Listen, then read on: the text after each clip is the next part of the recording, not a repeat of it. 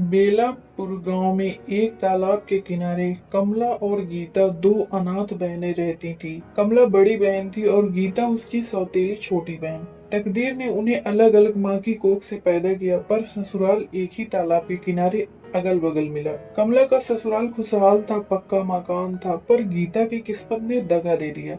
उसका पति मंगू, जुआरी और शराबी निकला, जिससे उसकी दुनिया मिट्टी की इस कच्ची झोपड़ी में सिमट गई। सुन गीता, कभी कभी सोचती हूँ कि किस्मत भी कितना अजीब खेल खेलती है। हम दोनों एक ही बाप की बेटियां होकर भी अलग अलग माँ की कोख से पैदा हुई हैं। बचपन में एक ही आंगन में खेली, एक ही छत के नीचे पली बढ़ी, लेकिन आज देख, उसी गांव बेलापुर के इस तालाब के किनारे हमारे घर साथ होते हुए भी हमारी दुनिया कितनी अलग हो गई है। मेरा पक्का मकान है और तू इस कच्ची झोपड़ी में जिंदगी काट रही है। दीदी, मुझे अपनी किस्मत से कोई शिकायत नहीं है। जो मिला उसी में जीना सीख लिया है। हाँ, ये जरूर है कि कभी कभी बचपन के वो दिन याद आते हैं जब हम दोनों साथ बैठकर रोटियां खाते थे, और आज हालात ऐसे हैं कि आप अपने घर में और मैं अपने घर में अकेली रह जाती हूँ। लेकिन मेरे लिए आज भी आप सिर्फ मेरी बड़ी बहन हो। बाकी दुनिया क्या सोचती है उससे मुझे फर्क नहीं पड़ता। बस बस, अब ये मीठी बातें बंद कर गीता। मुझे ये दिखावा बिल्कुल पसंद नहीं है। अगर सच में तुझे इतना ही अपनापन था तो तेरे ससुराल वाले इस जमीन के टुकड़े पर कब्जा करने की कोशिश क्यों करते? ये तालाब किनारे की जमीन हमारे पुरखों की थी और आज तेरी वजह से ही इसका झगड़ा खड़ा हुआ है, वरना मुझे तुझसे कोई मतलब नहीं था। दीदी, आप बार बार मुझे ही दोष देती हो, जबकि सच्चाई ये है कि मैंने कभी भी आपकी जमीन पर नजर नहीं डाली। मेरे ससुर ने क्या किया या क्या सोचा वो मेरी समझ से बाहर था। जब मेरी शादी यहाँ हुई तब मैंने भी यही सोचा था कि चलो दीदी पास में रहेगी तो जिंदगी आसान हो जाएगी, लेकिन यहाँ आकर तो जैसे हर दिन एक नई परीक्षा बन गया है। और क्या गीता, ये जो तेरे घर का पानी है ना, ये मेरे आंगन की तरफ आ रहा है। कितनी बार तुझे समझाया है कि अपने घर की सफाई रखा कर। मेरे आंगन की मिट्टी गंदी हो जाती है और तू ऐसे खड़ी रहती जैसे तुझे कोई फर्क ही नहीं पड़ता। आखिर कब समझेगी तू ये छोटी छोटी बातें? दीदी, मैंने सच में कोशिश की थी कि पानी नाले की तरफ जाए, लेकिन जमीन थोड़ी नीची ऊंची है इसलिए थोड़ा पानी इधर आ गया। आप चाहो तो मैं अभी साफ कर देती हूँ। आप हर बात पर इतना गुस्सा मत किया करो। मैं पहले ही बहुत परेशान हूँ अपने हालात से। परेशान? तू परेशान है? तेरे पास तो कुछ है ही नहीं खाने के लिए, ना ढंग का घर, ना कमाने वाला आदमी। वो तेरा पति तो दिन रात शराब और जुए में डूबा रहता है, और ऊपर से तू मुझे अपने दुखों की कहानी सुना रही है। जा पहले अपने घर का हाल ठीक कर, फिर मेरे सामने आकर बातें करना। दीदी, मुझे पता है मेरा पति अच्छा नहीं है, मेरी किस्मत खराब है, लेकिन क्या इसका मतलब ये है कि आप भी मुझे हर दिन ताना मारोगे? मैं पहले ही अंदर से टूटी हुई हूँ। अगर आप भी मुझे इस तरह ठुकराओगे तो मैं किससे सहारा मांगूंगी? आप ही तो मेरी आखिरी उम्मीद हो। उम्मीद? मुझसे उम्मीद मत रखना गीता, मैं तेरी कोई मदद करने वाली नहीं हूँ। तू अपनी जिंदगी खुद संभाल। और हाँ, एक बात कान खोलकर सुन ले, इस तालाब किनारे की जमीन पर अब ज्यादा दिन तक तेरा हक नहीं रहने वाला। बहुत जल्द सब कुछ बदलने वाला है। उस दिन तुझे समझ आ जाएगी कि दुनिया कितनी कठोर है। दीदी, आप ये क्या कह रही हो और कौन सी बात मुझसे छिपा रही हो? क्या फिर से कोई नई मुसीबत आने वाली है? आप चाहे मुझसे नाराज हो, लेकिन इतना तो बता दो कि आखिर होने वाला क्या है। मुझे डर लग रहा है। तुझे डर लग रहा है तो अपने भगवान से प्रार्थना कर, मुझसे सवाल मत पूछ। और अब ज्यादा देर यहाँ खड़ी मत रह, जा अपना काम कर और मुझे भी अपना काम करने दे। सुबह सुबह मेरा दिमाग खराब मत कर। हे भगवान, मैं ये क्या कह रही हूँ? बाहर से गीता को इतना कुछ सुना देती हूँ और अंदर से उसी के लिए तड़पती रहती हूँ। आज सुबह से उसके घर में चूल्हा भी नहीं जला, ना धुआं उठा, ना कोई हलचल दिखी। कहीं वो भूखी तो नहीं रह गई? उसका वो निकम्मा पति भी 2 दिन से गायब है। अगर इस हालात में वो बीमार पड़ गई तो लोग मुझ पर उंगली उठाएंगे, लेकिन मैं खुलकर उसकी मदद भी नहीं कर सकती, क्योंकि इस घर की दीवारों के भी कान हैं। अरे ओ गीता, जरा इधर आ और ये पोटली ले जा। कल रात का बचा हुआ खाना है जो किसी के काम नहीं आ रहा था। सोचा कूड़े में फेंकने से अच्छा है कि तुझे दे दूं। तू तो वैसे भी 2 वक्त की रोटी के लिए तरसती रहती है। ले जा इसे और चुपचाप खा लेना, लेकिन खबरदार जो किसी को बताया कि मैंने तुझे कुछ दिया है। दीदी, आप चाहे जितना मुझसे दूर रहने की कोशिश करो, लेकिन आपका दिल मुझे हर बार पहचान लेता है। ये रोटियां बासी नहीं है, बल्कि अभी अभी बनी हुई है। इनकी खुशबू बता रही है कि आपने ये मेरे लिए बनाई है। आप क्यों अपने प्यार को इस तरह गुस्से के पीछे छिपाती हो? अगर आप खुलकर अपना स्नेह दिखाओ तो शायद मेरे जीवन का आधा दुख खुद ही खत्म हो जाए। गीता, ज्यादा सोचने की आदत छोड़ दे तू। जो दिख रहा है वही सच है और बाकी सब तेरी कल्पना है। मैंने तुझे कुछ भी प्यार से नहीं दिया, बस घर में बचा हुआ खाना था इसलिए दे दिया। और सुन, मेरे दिल की बातें समझने की कोशिश मत किया कर, वरना तुझे और तकलीफ होगी। तकलीफ तो मुझे तब होती है जब आप खुद को मुझसे दूर दिखाने की कोशिश करते हो, क्योंकि मैं जानती हूँ कि आपके अंदर का प्यार आज भी जिंदा है। आप मुझे जितना भी धक्का दो, मैं फिर भी आपको अपनी बड़ी बहन ही मानूंगी, क्योंकि मेरे लिए रिश्ते शब्दों से नहीं बल्कि दिल से बनते हैं। ये लड़की मुझे क्यों इतना समझती है? मैं जितना इसे दूर धकेलती हूँ ये उतना ही मेरे पास आने की कोशिश करती है, लेकिन उसे क्या पता कि मैं जो कर रही हूँ वो उसकी भलाई के लिए ही। अगर ससुर जी को ये जरा सा भी शक हो गया तो मैं उसके साथ हूँ तो वो मुझे बर्बाद कर देंगे। मुझे और कठोर बनना पड़ेगा, चाहे इसके लिए मुझे खुद को कितना भी पत्थर क्यों न बनना पड़े। रतन, अब वक्त आ गया है कि अब हम उस तालाब किनारे वाली जमीन को अपने नाम कर ले। उस गीता की झोपड़ी तो पहली तेज बारिश में गिर जाएगी और वो फिर लड़की अपने आप यहाँ से भाग जाएगी। उसके बाद हमें कोई रोकने वाला नहीं रहेगा। पिताजी, बात तो आपकी सही है, लेकिन वो लड़की अकेली है। उसके पास जाने के लिए कोई जगह नहीं है। अगर हमने इस तरह उसकी जमीन ले ली तो गांव वाले हमें गलत समझेंगे, और फिर कमला भी तो उसकी बहन है, वो ये सब कैसे सह पाएगी? अरे रतन, तू अभी भी इस दुनिया को नहीं समझ पाया। यहाँ ताकत चलती है, भावनाएं नहीं। और जहाँ तक कमला की बात है तो तूने खुद देखा कि वो उस लड़की से कितनी नफरत करती है। वो तो खुश होगी अगर गीता यहाँ से चली जाए। तू बस मेरे कहे अनुसार काम कर, बाकी सब मैं संभाल लूंगा। हे भगवान, ये लोग गीता को यहाँ से हटाने की पूरी योजना बना चुके हैं। अगर मैंने कुछ नहीं किया तो वो सच में बेघर हो जाएगी और इस बार शायद मैं उसे बचा भी नहीं पाऊंगी। मुझे कुछ करना होगा, लेकिन ऐसा कि किसी को मुझ पर शक भी ना हो। गीता, आज रात सावधान रहना, मौसम खराब होने वाला है और खतरा बहुत बड़ा है। जो जरूरी सामान है उसे संभाल कर रखना और बिना सोचे समझे कोई कदम मत उठाना। मैं पास ही रहूंगी लेकिन सामने नहीं आ पाऊंगी। ये किसने लिखा है और मुझे इस तरह क्यों चेतावनी दी जा रही है? क्या सच में कोई बड़ी मुसीबत आने वाली है? दीदी ने सुबह जो कहा था, क्या उसका मतलब यही था? हे भगवान, अब मैं क्या करूं? किस पर भरोसा करूं और किससे मदद मांगूं? हे भगवान, ये मौसम अचानक कितना खराब क्यों हो गया? हवा इतनी तेज चल रही, मेरी झोपड़ी की दीवारें तक कांप रही हैं, और ऊपर से ये चिट्ठी। कोई मुझे पहले से ही चेतावनी दे गया था कि खतरा आने वाला है। क्या सच में आज रात कुछ बड़ा होने वाला है?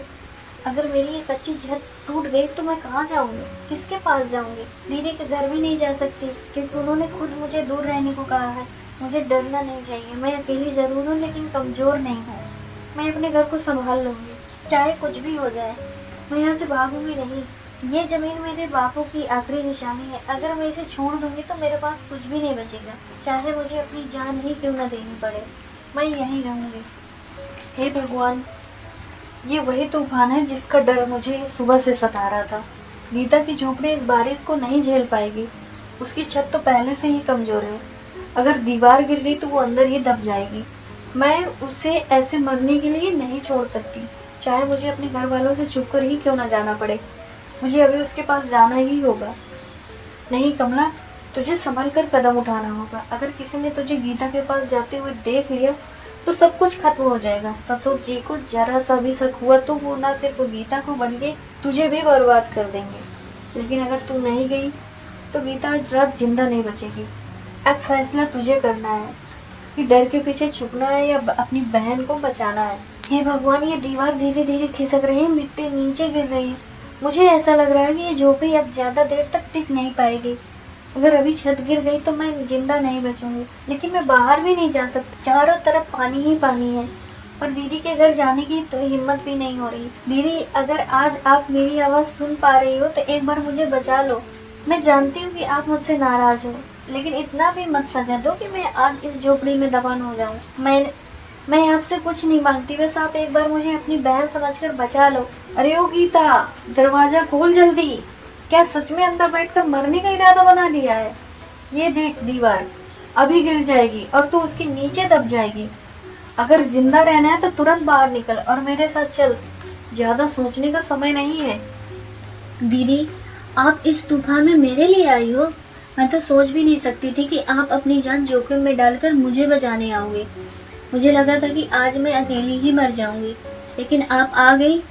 अब मुझे नहीं डर लग रहा है। अब ये भावुक बातें करने का समय नहीं है। अगर जिंदा रहना तो मेरे साथ चल। और सुन, रास्ते में एक शब्द भी मत बोलना। अगर किसी ने हमें साथ देख लिया तो बहुत बड़ी मुसीबत खड़ी हो जाएगी। तू बस मेरे पीछे पीछे चुपचाप चलते रह। दीदी, मैं आपकी हर बात मानूंगी। आप जहाँ ले जाओगे मैं वहीं जाऊंगी, क्योंकि आज मुझे समझ आ गया कि चाहे आप ऊपर से कितनी भी कठोर क्यों ना बनो, आपके दिल में मेरे लिए जगह आज भी है, और यही मेरे जीने की सबसे बड़ी वजह है। गीता, कदम तेज रख, पीछे मुड़कर मत देख। तालाब का पानी बढ़ चुका है और तेरी झोपड़ी कभी भी गिर सकती है। अगर हम देर करेंगे तो दोनों खतरे में पड़ जाएंगे। इसलिए जितनी जल्दी हो सके मेरे घर के पीछे तक पहुंचना है। दीदी, मेरी झोपड़ी गिर गई, वो पूरी तरह गिर गई। अगर आप मुझे लेने नहीं आती तो आज मैं उसी मलबे के नीचे दबकर मर जाती। आपने आज मुझे दूसरी जिंदगी दी है। मैं आपका ये एहसान कभी नहीं भूलूंगी। गीता, अभी एहसान वहसान की बात मत कर। पहले अंदर चल और चुपचाप उस पीछे वाले कमरे में छुप जा। याद रखना, आज ससुर जी को पता चल गया कि तू यहाँ है तो हम दोनों के लिए मुसीबत खड़ी हो जाएगी। इसीलिए जब तक मैं ना कहूँ तब तक बाहर मत निकलना। सुन गीता, तू अभी इस अंधेरे कमरे में चुपचाप बैठ जा और याद रखना, जरा सा भी आवाज बाहर गई ना तो सब कुछ खत्म हो जाएगा। ससुर जी को अगर ये पता चल गया कि तू मेरे घर में छुपी है तो वो न सिर्फ तुझे बाहर निकालेंगे बल्कि मुझ पर भी शक करेंगे और फिर मैं तुझे बचा नहीं पाऊंगी। इसलिए जितना कह रही हूँ उतना ही कर और बिना सोचे समझे कोई हरकत मत करना। दीदी, मैं आपकी हर बात मानूंगी। आज आपने मुझे मौत के मुंह से निकाला है, लेकिन अब मेरी जिंदगी पूरी तरह आपके भरोसे है। मुझे बहुत डर लग रहा है, लेकिन आपके साथ होने से मुझे हिम्मत भी मिल रही है। मैं यहाँ चुपचाप बैठी रहूंगी, चाहे कितनी भी देर क्यों ना हो जाए। बस आप खुद का ध्यान रखना।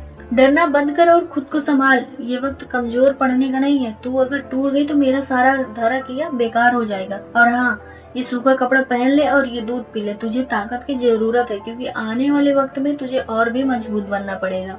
दीदी, आप ऊपर से चाहे जितना भी गुस्सा दिखाओ, लेकिन आपका हर छोटा काम मुझे सच्चाई बता देता है। आप मुझे अगर सच में नहीं चाहती तो इस तरह मेरी चिंता कभी नहीं करती। मैं जानती हूँ कि आप मेरे लिए ही इतना सब कुछ कर रही हो, लेकिन एक बात नहीं समझ आती कि आप ये सब दुनिया से छुपा कर क्यों कर रही हो।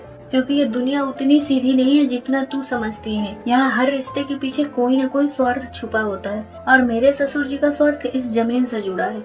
अगर उन्हें जरा भी शक हुआ कि मैं तेरे साथ तो वो तुझे मिटाने में एक पल भी नहीं लगाएंगे। इसीलिए मुझे मजबूरी में ये नफरत का नाटक करना पड़ रहा है। अरे कमला बहू, जरा इधर आ। आज तो लगता है भगवान ने हमारी सुन ली। वो गीता की झोपड़ी पूरी तरह गिर गई। अब वो जमीन अपने आप खाली हो गई। अब हमें कोई रोकने वाला नहीं है। मैं सोच रहा हूँ कि आज ही वहाँ अपने आदमियों को भेजकर कब्जा करवा दूं। ससुर जी, ये तो सच में बहुत बड़ी खबर है, लेकिन एक बात समझ में नहीं आ रही कि गीता इस वक्त कहाँ होगी। उसका घर तो टूट गया, वो बेचारी जाएगी कहाँ। अगर गांव वालों को ये लगा कि हमने उसका फायदा उठाया तो बात बिगड़ सकती है। अरे बहू, तू बेकार की चिंता मत कर। वो लड़की डर के मारे कहीं न कहीं भाग गई होगी। ऐसे लोग मुसीबत आते ही गायब हो जाते हैं। और जहाँ तक गांव वालों की बात है तो उन्हें संभालना मुझे आता है। तू बस मेरा साथ दे और किसी के सामने उसके पक्ष में एक शब्द भी मत बोलना। जी ससुर जी, जैसा आप ठीक समझे मैं वही करूँगी। वैसे भी उस लड़की से मेरा कोई खास लगाव नहीं है। अगर वो यहाँ से चली जाए तो मुझे भी सुकून ही मिलेगा। तो दीदी सच में मुझसे नफरत करती हैं। मैं बेवजह ही उनके हर काम में प्यार ढूंढती रही, लेकिन उन्होंने मुझे बचाया जरूर है, लेकिन शायद सिर्फ इसलिए ताकि गांव वाले उन्हें कुछ न कहें। अब मुझे यहाँ और नहीं रहना चाहिए। अगर मैं यहीं रही तो उनके लिए भी मुसीबत बन जाऊंगी।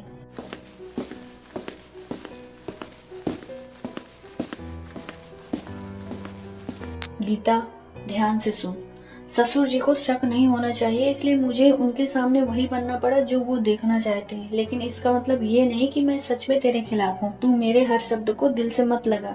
जो मैं बाहर बोलती हूँ वो मजबूरी है, और जो मैं अंदर कह रही हूँ वही सच्चाई है। दीदी, अब मुझे समझ आ गया है, आप बाहर से मुझे जितना भी ठुकराओ लेकिन अंदर से आप मेरी ही सबसे बड़ी ताकत हो। मैं आपकी मजबूरी समझ सकती हूँ। आप जो भी कर रही हो मेरी भलाई के लिए ही कर रही हो। अब मैं आपके किसी बात का बुरा नहीं मानूंगी। अच्छा है कि तुझे समझ आ गया है, क्योंकि अब वक्त आ गया है अगला कदम उठाने का। तू यहाँ ज्यादा देर तक सुरक्षित नहीं है। ससुर जी आज ही जमीन पर कब्जा करने वाले, और उन्हें अगर पता चल गया कि तू जिंदा यहीं है और मेरे पास ही है तो वो मुझे नहीं छोड़ेंगे। इसीलिए तुझे आज रात यहाँ से निकलना होगा। सुन गीता, अब वक्त बहुत कम है और हालात हमारे हाथ से निकलते जा रहे हैं। ससुर जी आज ही उस जमीन पर कब्जा करने की तैयारी कर रहे हैं। अगर तू यहाँ रही तो तुझे ढूंढ निकालेंगे और फिर तुझे बचाना मेरे बस में नहीं रहेगा।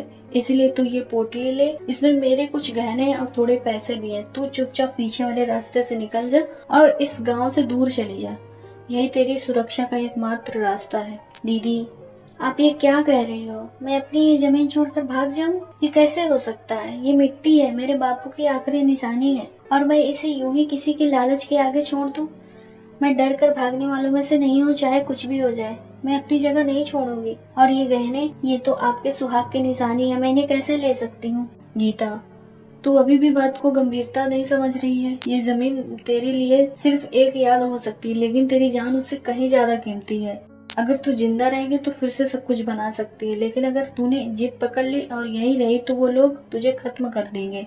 और जहाँ तक इन गहनों की बात है, ये मेरे लिए तभी तक मायने रखते जब तक तू सुरक्षित है। दीदी, मैं आपको छोड़कर कैसे चली जाऊँ?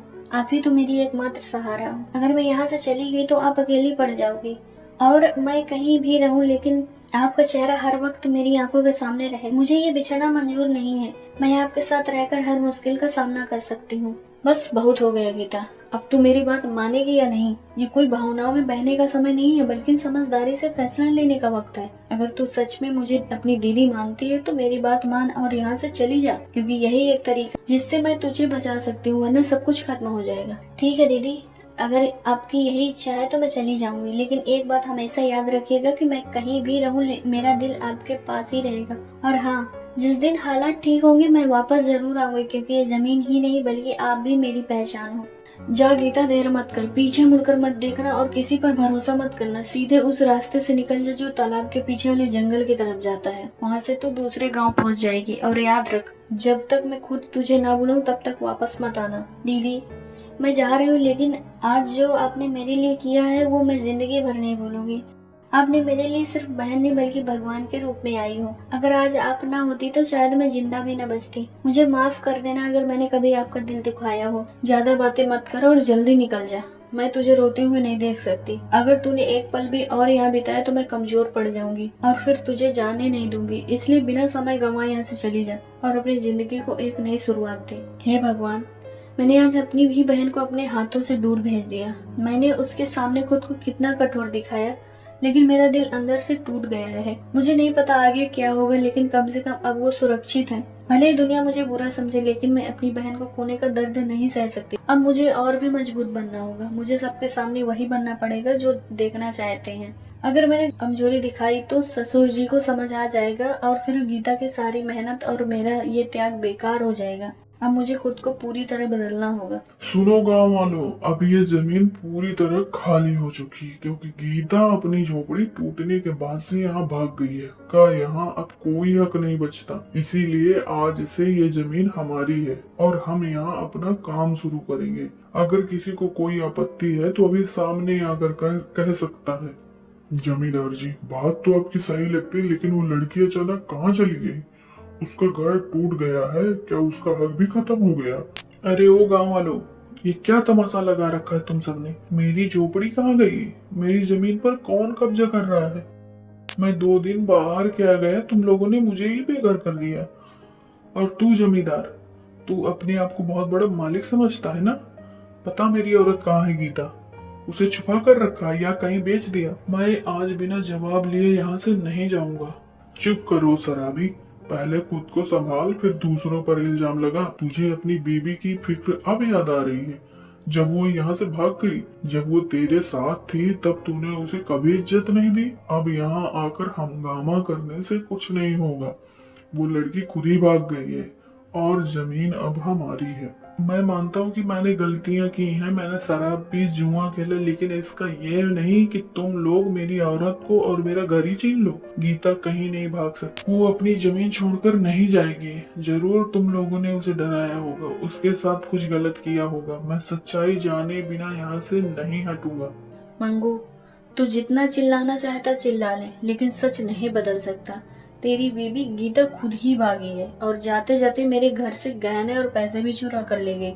तू जिस औरत की इज्जत की बात कर रहा है वो खुद भरोसे के लायक नहीं थे, इसलिए अब यहाँ आकर नाटक करने से कुछ हासिल नहीं होगा। कमला दीदी, मुझे उम्मीद नहीं थी कि आप भी ऐसी बात करोगी। मैं जानता हूँ कि गीता कैसी है, वो भूखी रह सकती लेकिन चोरी नहीं कर सकती। आपने उसे जरूर किसी मजबूरी में ये सब कुछ करने पर मजबूर किया होगा, या फिर से सब झूठ है। आप उसकी बहन हो फिर भी उसके खिलाफ खड़ी हो गई, ये बात मेरे गले नहीं उतर रही। मुझे तुझसे कोई सफाई देने की जरूरत नहीं है मंगू। तू पहले खुद को देख कि तूने अपनी पत्नी के साथ क्या किया है। उसे भूखा रखा, उसे अकेला छोड़ा और अब यहाँ आकर उसकी वकालत कर रहा है। अगर तुझे इतना ही प्यार था तो तू उसे इस हालात में छोड़कर जाता क्यों? मैं मानता हूँ कि मैं अच्छा पति नहीं था, मैंने बहुत गलतियाँ की हैं, लेकिन गीता मेरे लिए सब कुछ है। मैं उसे खोना नहीं चाहता। अगर वो सच में कहीं चली गई तो मैं उसे ढूंढकर जरूर वापस लाऊंगा, लेकिन अगर उसके साथ कुछ गलत हुआ है तो मैं किसी को छोड़ूंगा नहीं, चाहे वो कितना भी ताकतवर क्यों ना हो। मंगू, अगर तुझे सच में अपनी बीवी की इतनी ही फिक्र है तो मैं तुझे एक रास्ता बता सकती हूँ, लेकिन उसके लिए तुझे वही करना होगा जो मैं कहूँगी।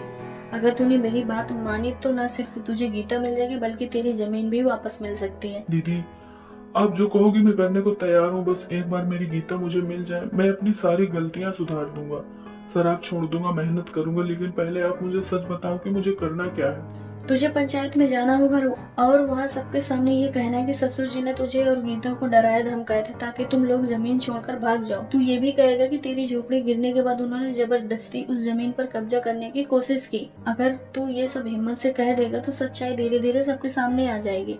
लेकिन दीदी, वो मुझसे बदला लेंगे, मैं अकेला आदमी हूँ, उनके सामने मेरी क्या औकात, मुझे डर लग रहा है। लेकिन अगर इससे गीता वापस मिल सकती तो मैं ये जोखिम उठाने को तैयार हूँ। डरना मत मंगू, इस बार तू अकेले नहीं, मैं तेरे साथ खड़ी रहूंगी, भले ही दुनिया कुछ और दिखे। तू सच बोलने में हिम्मत जुटा, बाकी जो होगा मैं संभाल लूंगी। अब वक्त आ गया है कि जो गलत हो रहा है उसे रोका जाए। दीदी, आज पहली बार मुझे लग रहा है कि शायद मैं अपनी जिंदगी सुधार सकता हूँ। मैं आपकी बात मानूंगा और पंचायत में सच बोलूंगा, चाहे उसके लिए मुझे कितनी भी कीमत क्यों न चुकानी पड़े, क्योंकि अब मुझे अपनी गलती का एहसास हो गया। बस यही मौका है। अगर आज मंगू ने सच बोल दिया तो ससुर जी की साजिश सबके सामने आ जाएगी और गीता को उसका हक मिल जाएगा, चाहे इसके बाद मेरी जिंदगी में कितना भी तूफान क्यों ना आए। अब मैं पीछे नहीं हटूंगी। मंगू इस तरीके से सभी के सामने जमींदारी की पोल खोल देता है और सच्चाई सबके सामने आ जाती है और गीता उसे वापस मिल जाती है और मंगू शराब पीना, जुआ खेलना सब कुछ छोड़कर मेहनत करने लगता है और खुशी खुशी रहने लगते हैं।